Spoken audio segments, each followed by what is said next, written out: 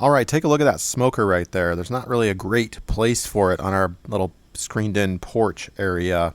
We've got seating, we've already got a grill, another table there to the left, so let me show you how I solved this problem, and hopefully this can help you out, realizing that if the solution might not, right, because you might have a different shaped deck, or maybe the job is too difficult, but here's what I did. If you open up the door and kind of push it here, I made this little DIY wheel carrier for it, so you don't have to lift it, you just slide it. But check this out, look at that little notch I did in the deck. You can search my channel for instructions on how I did that if you are interested in doing something similar.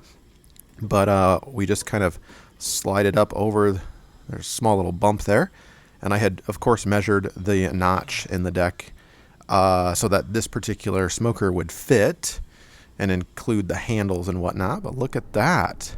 We've got a nice place for the smoker to live.